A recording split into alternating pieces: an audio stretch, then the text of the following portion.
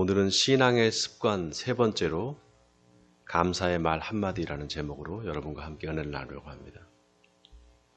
지난주에 믿음의 말 한마디라는 제목으로 설교를 했습니다.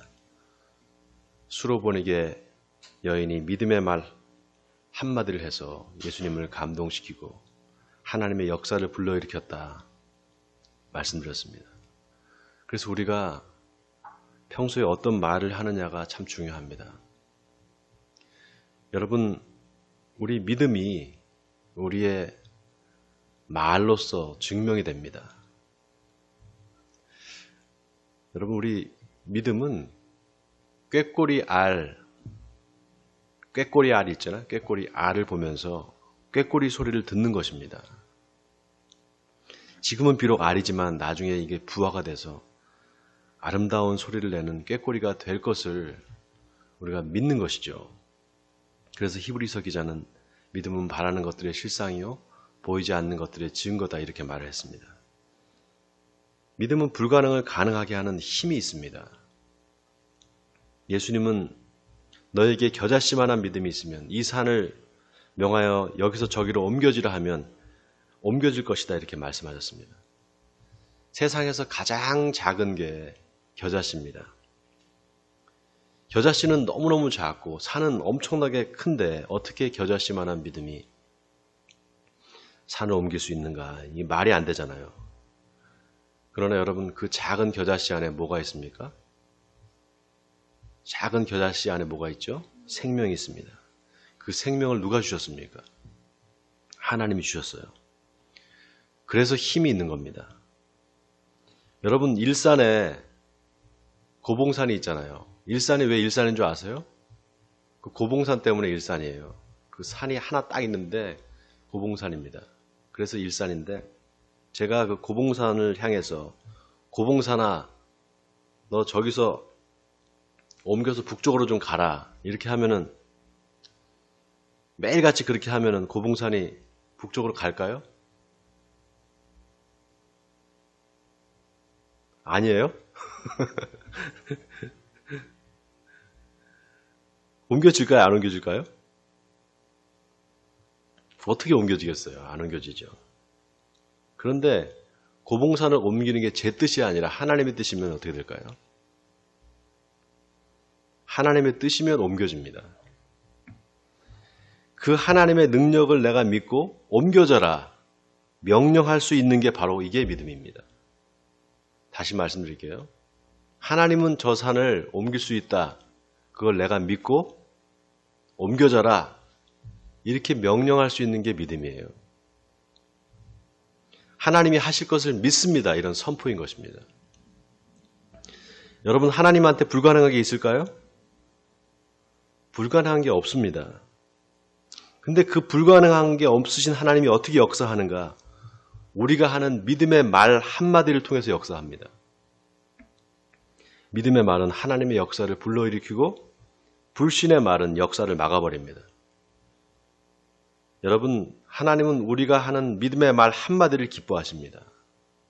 원하기는 믿음의 말을 하시는 여러분 되시기를 주님의 이름으로 다시 한번 축원드립니다. 자, 오늘은 감사에 대한 이야기를 하려고 합니다. 오늘 본문도 여러분이 잘 아시는 내용일 겁니다. 예수님이 예루살렘으로 가시는 길에 한 마을에 들어가세요. 근데 거기 나병 환자 10명이 있는 겁니다. 예수님을 보고 멀리서 소리를 지릅니다. 예수 선생님이여 우리를 불쌍히 여기소서. 여러분, 예수님 시대의 나병은 불치의 병입니다. 레위기 13장에 보면 나병 환자는 사람들이 가까이 오면은 자기 옷을 찢고 머리를 풀고 윗입술을 이렇게 가리면서 큰 소리로 부정하다 부정하다 이렇게 외쳐야 됐습니다. 전염이 될 수 있으니까 가까이 오지 말라는 뜻입니다. 지금으로 말하면은 거리 두기를 하는 거죠. 그러니까 오늘 본문에 나병 환자 10명이 예수님을 보고 어떻게 합니까? 멀리 서서 선생님, 예수 선생님 우리를 불쌍히 여기소서 이렇게 말한 겁니다. 가까이 갈 수 없으니까. 그러니까 예수님이 어떻게 하시는가? 14절에 보시고 이르시되 가서 제사장들에게 너희 몸을 보이라. 이렇게 말씀하십니다. 자, 제사장에게 보이라. 왜 제사장에게 보이라고 하는가? 여러분, 이 나병이 무서운 병입니다. 이 문둥병이란 말이에요. 전염력이 엄청나게 강합니다. 지금은 이 한센병이 다 치료제가 개발이 돼서 이제 낫게 되지만 그때는 약이 없었습니다. 걸리면 무조건 그냥 앓다가 죽는 겁니다. 그래서 나병에 걸리면 무조건 진 밖으로 내보내야 했습니다. 격리를 시켰어요. 그런데 이게 나병인지 아닌지 그냥 피부병인지 나병인지를 진단을 누가 했는가? 제사장이 진단을 했습니다. 그 시대에 의사가 없어서 제사장이 진단을 한 거냐? 아니었습니다. 의사가 있었습니다. 그런데 이 나병은 제사장이 진단을 했습니다. 왜냐? 여기에는 영적인 의미가 있습니다.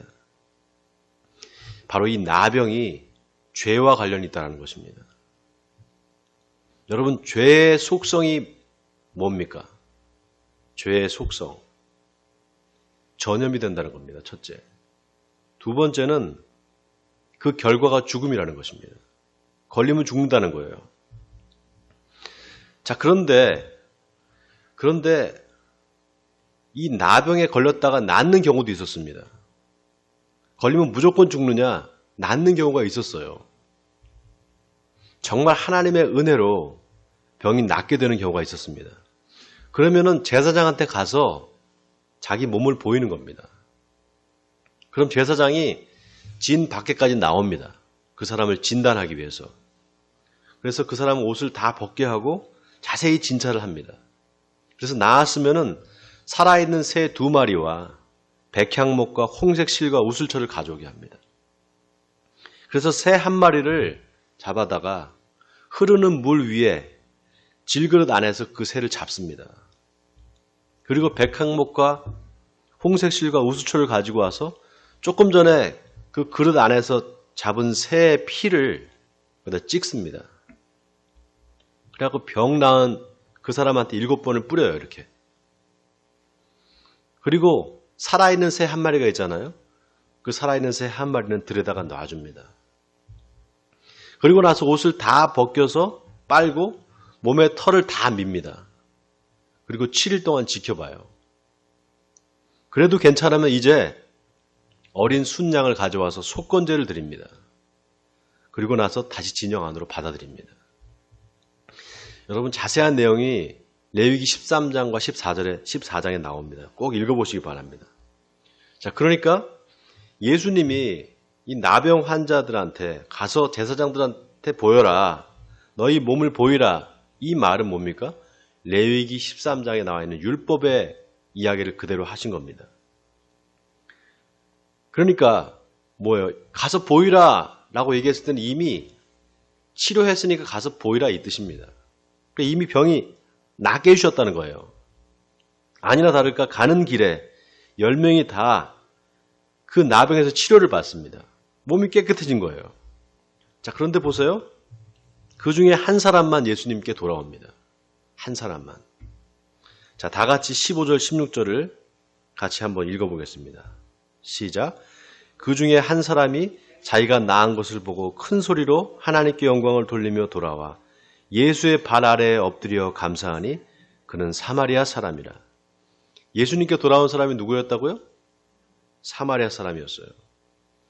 예수님 당시에 사마리아 사람들은 아주 멸시를 받았습니다. 유대인들은 이 사마리아 사람들을 개 취급을 했어요. 특히 사마리아 사람들은 아주 멸시를 했습니다. 아주 싫어했어요. 거기에는 역사적인 배경이 있습니다. 유대인들이 70년 동안 바벨론 포로 생활을 했잖아요. 그리고 다시 돌아옵니다. 그래서 무너진 예루살렘 성전을 다시 건축을 해요. 다시 재건을 합니다. 그때 사마리아인들이 반대를 해요. 성전을 다시 짓는 것을 반대를 했습니다. 그래서 사마리아 사람들을 더 유대인들은 싫어했어요. 그런데 그 사마리아 사람만 고침을 받고 예수님께 돌아온 겁니다. 그리고 예수님한테 엎드려서 감사하다고 말을 합니다. 여러분, 이 나머지 9명은 이 사람들은 유대인이었어요. 그 사람들은 왜 예수님을 찾아오지 않았을까요? 왜 찾아오지 않았을까요? 병이 나았으니까 빨리 제사장한테 가서 완치 판정을 받고 싶은 겁니다. 그리고 사랑하는 가족들한테 돌아가고 싶은 거죠. 그러니까 나를 낫게 해준 분이 누구냐, 그분한테 감사부터 해야지, 이런 생각이 없는 겁니다. 여러분, 우리가 그렇습니다. 바로 우리가 그래요. 문제가 있을 때는 그거 해결을 받으려고 이걸 좀 해결해 주십시오 하고 매달립니다. 하나님한테. 근데 문제가 해결되면 언제 그랬느냐 잊어버려요. 지금 내가 나은 게 중요하지. 누가 고쳤는지가 뭐가 중요한가. 화장실 들어갈 때와 나갈 때가 마음이 달라지는 거죠. 이런 자기중심적이고 이기적인 모습이 우리한테 없느냐? 있습니다. 아마 사마리아 사람이 예수님한테 먼저 가야 되지 않겠느냐 이렇게 말을 했을 거예요. 아마. 그때 9명의 유대인들이 뭐라고 했을까? 이 부정한 사마리아인이 뭐라고 이래라 저래라 하는 거야 이거. 너나 가. 우리는 그냥 제사장한테 갈 테니까. 아마 이렇게 말하지 않겠습니까? 아니면은 그냥 하나님께 영광을 돌리면 되지. 일단 제사장한테 가서 속건제를 먼저 드리고 나서 나중에 그 사람, 예수 그 사람 만나서 감사하면 되지 뭐. 아마 그랬을지도 모르죠. 자, 그런데 보세요, 여러분. 오늘 이 본문에 나오는 사마리아 사람은 어떻게 합니까? 15절에 먼저 큰 소리로 하나님께 영광을 돌립니다. 여러분, 하나님께 영광을 돌린다. 이게 뭡니까? 나에게 일어난 일이, 나에게 벌어진 일이 하나님이 하신 일입니다. 하나님의 역사입니다. 이걸 고백하고 감사하는 것. 이게 하나님께 영광을 돌리는 겁니다. 자, 그런데 보세요. 그 감사를 어떻게 했느냐가 중요해요. 자, 오늘 15절 보세요. 15절에 큰 소리로 하나님께 영광을 돌리며 돌아와. 자, 여기 돌아와의 밑줄 치세요. 돌아와. 누구한테 돌아왔다는 거죠? 예수한테. 나를 낫게 해준 분, 바로 예수님한테 돌아왔다는 겁니다. 그 다음에 어떻게 합니까? 그의 발 아래 엎드려 감사하니. 누구한테 감사했다고요? 예수님한테. 예수님한테 엎드려 감사했다는 겁니다. 자, 여러분 이게 중요합니다. 하나님께 영광을 돌린다는 게 뭐냐? 하나님께 감사하는 겁니다. 나에게 일어난 이 일이 하나님의 역사입니다. 하나님의 은혜입니다. 인정하고 고백하는 거예요.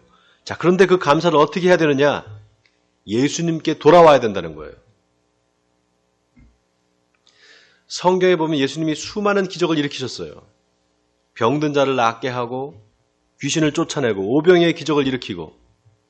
그런데 그렇게 많은 기적을 일으켰는데 그 일로 예수님께 돌아온 사람은 많지 않았습니다. 이건 뭘 말하는 것인가? 그런 기적이 사람들로 하여금 예수님을 믿게까지 하지는 못한다는 겁니다. 기적만 바랄 뿐 그 기적이 표적이 되지는 못했다는 거예요. 여러분, 기적과 표적의 차이를 아시죠?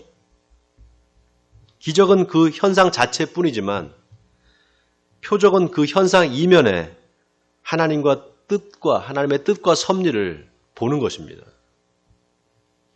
바로 예수님이 누구신가? 도대체 누구길래 내 이 문둥병이 낫게 된단 말인가? 내가 그 예수님을 만나봐야 되겠다. 이렇게 생각하는 거 바로 이게 표적입니다. 그리고 이 사마리아인은 한달음에 달려온 곳입니다. 그리고 예수님 발 앞에 엎드려 예수님 감사합니다. 고맙습니다. 이렇게 고백을 한 거예요. 여러분 보세요. 처음에 10명이 예수님께 가까이 오지 못하고 멀리서 선생님, 예수 선생님 우리를 불쌍히 여기서 그랬단 말이죠. 그러니까 가서 제사장한테 보이라 그렇게 말했습니다. 직접적인 접촉이 있었습니까? 없었습니까? 없었습니다. 그런데 어때요? 이제 이 나음을 받은 사마리아인 이 사람은 와서 예수님과 인격적인 만남을 합니다. 인격적인 만남이 이루어지는 거예요. 그러니까 보세요. 예수님이 뭐라고 하십니까? 17절에 예수께서 대답하여 이르시되 10사람이 다 깨끗함을 받지 아니하였느냐? 그 9은 어디 있느냐? 자, 그 다음 18절을 보세요. 이 이방인 외에는 하나님께 영광을 돌리러 돌아온 자가 없느냐. 자, 여기 18절에 이 이방인 외에는 하나님께 영광을 돌리러 돌아온 자가 없느냐. 여러분, 이 말이 얼마나 의미심장한 말인지 몰라요. 여기는 두 가지 뜻이 있습니다. 첫째, 예수님이 바로 하나님이시라는 겁니다. 두 번째는 예수님께 돌아오는 것이 바로 하나님께 영광을 돌리는 것이다, 이 말입니다. 여러분, 하나님이 어떨 때 영광을 받으시는지 아십니까?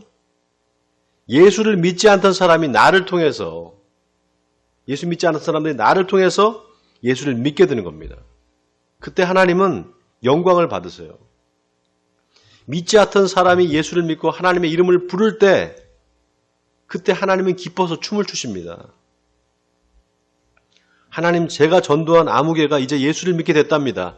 하나님께 영광을 돌립니다. 이것만큼 하나님이 기뻐하시는 일이 없습니다. 원하기는 여러분을 통해서 믿지 않는 한 사람이 예수님께 돌아오게 되기를 바랍니다.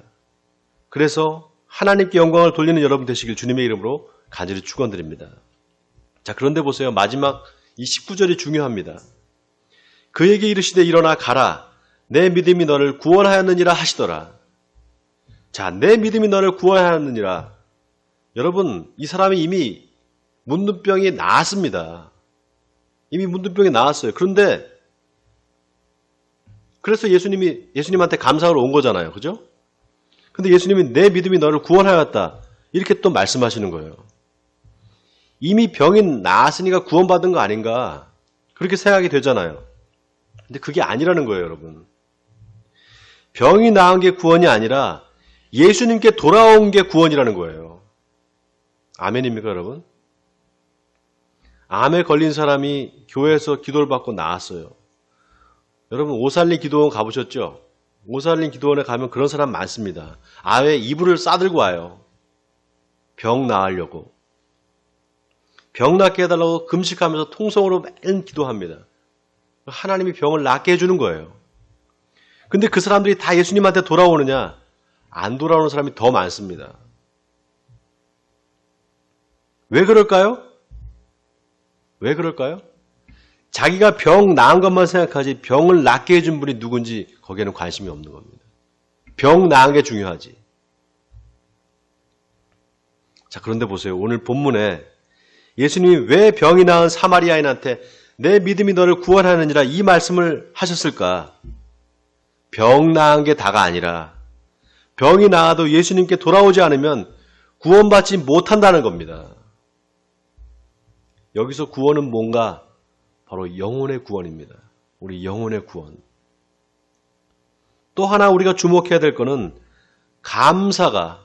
우리가 하는 감사가 바로 구원의 증거라는 사실입니다. 여러분, 사마리아 사람이 예수님한테 와서 예수님 감사합니다라고 할 때 내 믿음이 너를 구원하느니라 그랬잖아요. 그런데 이때 구원하였다는 동사가 완료형이에요. 완료형. 이 말은 예수님이 이 말씀을 하시기 전에 이미 구원받았다는 얘기입니다. 그러니까 내 믿음이 너를 구원하였다는 건 지금 네가 구원받은 상태에 있다는 거예요. 여러분, 이게 중요한 게 구원은 언제나 현재 진행형이라는 겁니다. 언제나 현재 진행형이라는 거예요. 하나님은 이미 다 구원을 이루어 놓으셨어요. 여러분, 이거 아멘입니까? 예수님의 십자가의 죽음과 부활로 하나님이 이미 우리를 다 구원하셨어요. 그런데 그걸 믿느냐 믿지 않느냐입니다. 믿으면 구원받고 믿지 않으면 구원 못 받는 겁니다. 그러니까 구원은 언제나 현재적일 수밖에 없어요. 제가 말씀드렸죠? 하나님한테는 과거, 현재, 미래가 따로 없다고? 하나님한테 영원한 현재만 있습니다. 이걸 바꾸어 말하면 우리의 구원도 언제나 현재적이라는 거예요. 여러분, 이해가 되세요? 내가 1년 전에 예수를 잘 믿었는데 지금 안 믿을 수도 있어요. 지금 안 믿는데 앞으로 1년 후에 예수를 믿게 될 수도 있습니다. 그렇기 때문에 우리의 구원은 언제나 현재적입니다. 그러니까 누가 자꾸 하나님 앞에 감사합니다, 하나님 감사합니다 이렇게 감사의 말을 하는 사람이 있다면 그 사람은 구원받은 사람이라는 거예요. 그런데 반대로 자꾸 불평을 하는 거예요. 그 사람은 구원받지 못한 사람이라는 겁니다. 구원받은 사람의 특징은 언제나 입에서 감사의 말이 나옵니다. 구원받지 못한 사람은, 다시 말해서 지금 구원받은 상태가 아닌 사람은 감사의 말이 안 나오고 불평의 말을 한다 이 말입니다. 자, 그럼 이 사마리아 사람이 구원받은 시점이 언제일까요? 여러분 그거 궁금하지 않았어요? 이 사마리아 사람이 구원받은 시점이 언제일까요? 이 사람이 예수님을 믿었을 때였겠죠. 믿을 때. 언제 믿었는지 알 수 없지만 이 사람이 다른 사람과 다른 점은 예수님한테 돌아와서 감사의 말을 했다는 겁니다. 감사의 말을 했다는 거예요. 여러분 만약에 나병에 걸렸다가 나은 이 사마리아 사람이 예수님한테 와서 감사합니다 이 말을 안 했다면 어떻게 됐을까요? 그냥 다른 사람들처럼 그냥 9명처럼 그냥 제사장한테 가서 보이고 예수님한테 돌아오지 않았다면 어떻게 됐을까요? 병은 나았을지 몰라도 구원받지 못했을 겁니다. 그리고 성경에 이 이야기가 실리지도 않았을 거예요. 왜냐? 구원은 바로 이 감사의 말을 하는 것으로부터 시작되기 때문입니다. 왜 우리가 감사의 말을 해야 되느냐? 감사는 하나님의 구원을 나의 것으로 만들어줍니다. 하나님이 이미 이루어 놓으신 구원을 나의 것으로 확증하는 거예요. 감사가. 여러분 하나님은 우리를 이미 구원하셨어요. 예수님의 십자가의 부활로 하나님은 모든 인간을 구원하셨습니다. 이거 아멘입니까 여러분? 그런데 그 구원이 나를 위한 사건이 되느냐 아니냐는 내가 그것을 믿고 감사하느냐 아니냐 여기에 달려있어요. 하나님의 말씀이 나에게 복음이 되느냐 안 되느냐, 내가 말씀을 들을 때 순종하느냐 순종하지 않느냐에 달려있죠. 똑같습니다. 말씀을 듣고 순종하면 말씀이 복음이 됩니다. 그런데 순종하지 않으면 복음이 되지 않습니다. 똑같아요.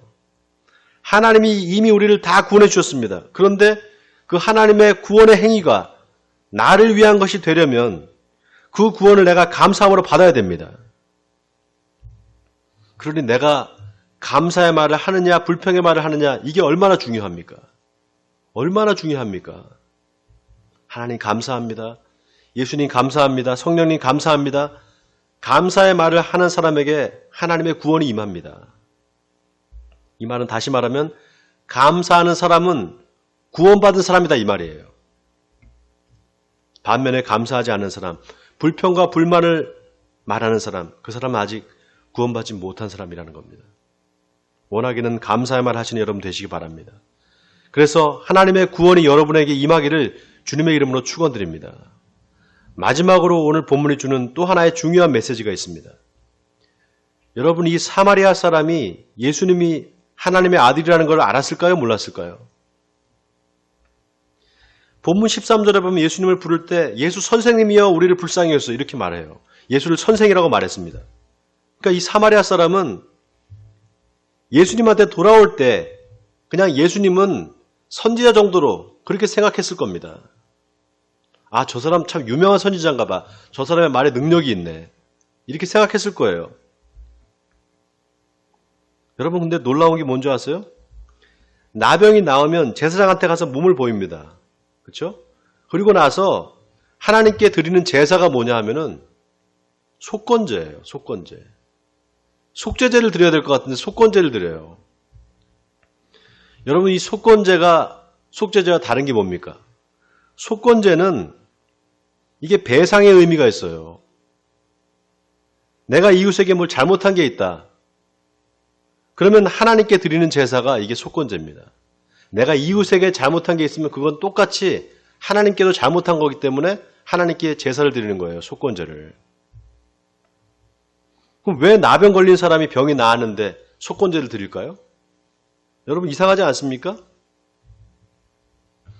이 사람이 병에 걸렸을 동안에 하나님과 이웃에게 손해를 입힌 게 있다면 그걸 갚아야 된다는 거예요. 여기에는 놀라운 영적인 의미가 숨겨져 있습니다. 이 말은 거꾸로 말하면 하나님이 내 이웃을 통해서 나를 구원하실 수 있다는 거예요. 내 이웃을 통해서. 여러분, 이 사마리아 사람은 자기를 도와준 사람한테 감사하는 마음을 가졌어요. 이 사람은 아직 예수님이 메시아라는 걸 몰라요. 그냥 나를 치료해 주신 분, 나를 낫게 해주신 분, 이 정도로 생각하는 거예요. 거기에 대해서 감사의 마음이 있었던 겁니다. 누군지 모르지만 나를 도와준 이 사람한테 내가 감사해야지, 그 마음이 있었던 겁니다. 그런데 그 사람이 바로 하나님의 아들이셨던 겁니다. 창세기 18장에 보면 아브라함이 장막에 앉아 있는데 멀리서 세 사람이 걸어와요. 근데 아브라함이 그걸 보고 일어나서 그들을 자기 장막으로 인도합니다. 그리고 사라한테 떡을 만들어서 구우라고 하고 송아지를 잡아서 그 세 사람을 잘 대접을 합니다. 그런데 그 세 사람 중에 한 분이 누구였느냐? 바로 하나님이셨어요. 아브라함은 부지 중에 하나님을 영접했던 겁니다. 그냥 이웃을 영접한 것인데 그게 하나님을 영접한 게 된 거예요. 이 나병에서 고침을 받은 사마리아 사람이 예수님이 하나님의 아들인 줄 알았을까요? 몰랐습니다. 그런데 찾아가 발 앞에 엎드려 감사할 때 예수님인 줄을 알게 됩니다. 여러분, 이건 뭘 말하는 것입니까? 하나님이 우리 가운데 살아 역사하고 계신다는 거예요. 우리 가운데 살아 계신다는 겁니다. 하나님이. 예수님 우리 가운데 지금도 역사하고 계신다는 거예요. 바로 임마누엘의 하나님. 그 하나님 우리와 지금도 함께 계십니다. 내 이웃을 통해서 나에게 도움을 주십니다. 제가 얼마 전에 병원에 가서 진찰을 받는데 당뇨 전 단계라는 거예요. 그래서 음식 조절을 해야 된다고 그래요. 의사가. 제 의사 친구가 있어서 그 친구한테 그 당화 혈색소라 그래가지고 검사한 게 6.3인가 나왔어요. 6.5 이상이면 당뇨래요. 6.3이 나왔다 그랬더니 그 친구가 뭐라 그러냐면 자기도 당뇨가 좀 있다라는 거예요. 당뇨가 뭐 완전히 당뇨병은 아닌데 약간 전 단계인데 자기가 홍삼을 먹고 좋아졌대요. 그러면서 나보고 홍삼을 먹어보래요. 그 친구하고 제가 2주에 한 번씩 꼭 등산을 가거든요. 등산을. 근데 지난주에 등산을 가는데 이 친구가 홍삼 엑기스 한 박스를 갖고 왔어요. 자기가 먹고 좋아졌다고 너도 먹어봐라. 그래놓고 이제 마음에 걸리는 거죠. 홍삼이 비싸잖아요. 그러니까 먹으라 그랬는데 얘가 개척교회 목사가 그거 사 먹을 돈이 없을 텐데 이렇게 생각한 것 같아요. 그래서 지가 사갖고 저한테 주면서 먹으라고. 여러분, 그 친구 교회 안 다닙니다. 불교 신자예요. 근데 그 친구는 친구를 사랑하는 마음이 있어요. 저를 사랑하는 마음이 있어요. 제가 그걸 느낍니다. 여러분, 우리가 하나님을 어떻게 경험할 수 있느냐? 꼭 예수 믿는 사람들을 만나서 예수님 얘기를 하고 하나님 얘기를 해야지만 경험할 수 있느냐? 아닙니다. 저는 그 친구한테서도 하나님의 사랑을 느낍니다. 유대인들이 개로 생각했던 사마리아 이방인, 지금으로 이야기하면 다 종교인입니다. 기독교인이 아닌 거예요. 근데 그 사마리아인한테는 감사하는 마음이 있었어요. 사랑하는 마음이 있었습니다. 이웃을 향한 감사와 사랑이 있었다 이 말입니다. 사랑하는 성도 여러분, 하나님은 우리의 입에서 나오는 감사의 말 한마디를 기뻐하십니다. 원하기는 감사의 말 하시는 여러분 되시기 바랍니다. 그래서 하나님의 구원을 여러분의 삶에서 날마다 확증하시는 여러분 되시기를 주님의 이름으로 간절히 축원드립니다.